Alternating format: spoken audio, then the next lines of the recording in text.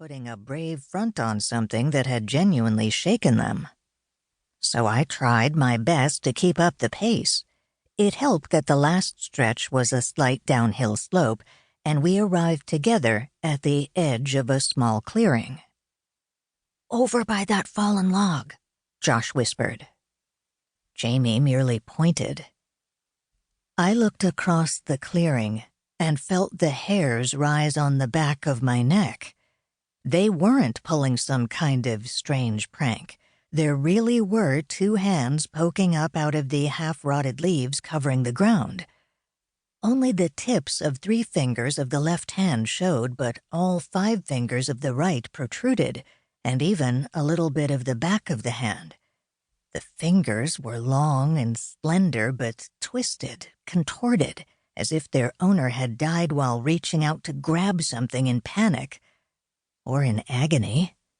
And they were deadly pale. The nails were, at least, almost silvery. The flesh, though, was a little darker. In fact, it had a bluish-gray tint. Decay? Or was it just a trick of the light?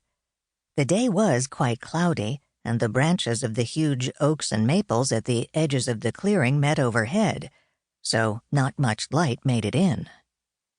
The boys each inched a little closer, as if having me along made them bolder, and I grabbed one with each hand. "Keep your distance," I said. "We don't know what she died of." "She?" Josh echoed. He took a step back. "Mom's right." Jamie retreated several steps. "Definitely not a man. The fingers are too small."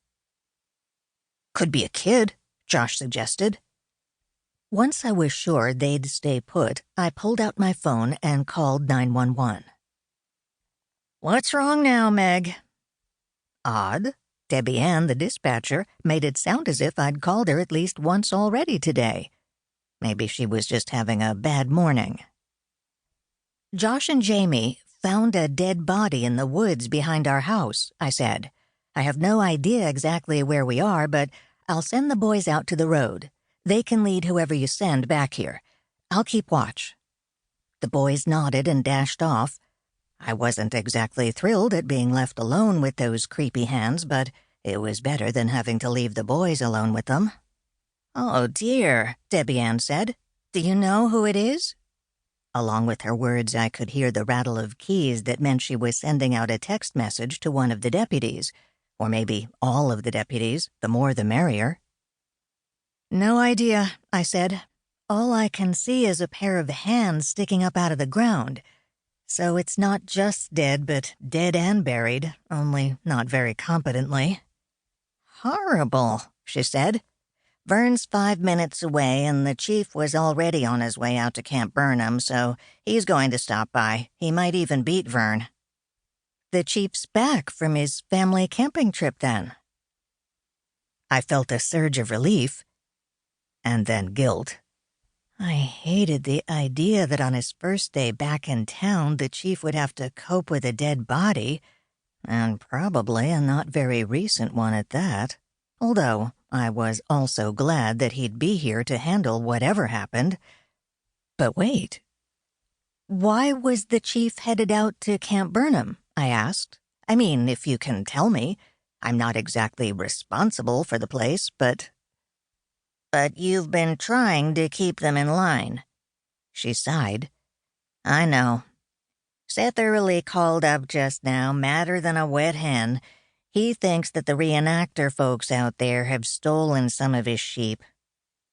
I closed my eyes and muttered a few words that I hoped the boys hadn't picked up from me. For that matter, I made sure Debbie Ann couldn't catch them. "I hope someone told the chief that wasn't our idea," I said. "Having a bunch of medieval reenactors camping out in the woods. We only let them set up that wretched camp to please the history department. And if he wants them gone, he's probably already heard about them." Debbie Ann's tone was soothing. "And if he hasn't already heard how hard you've been trying to keep them from causing trouble, I'll tell him myself. FYI, Horace is on his way, too." "Good." I nodded, even though she couldn't see me. My cousin Horace Hollingsworth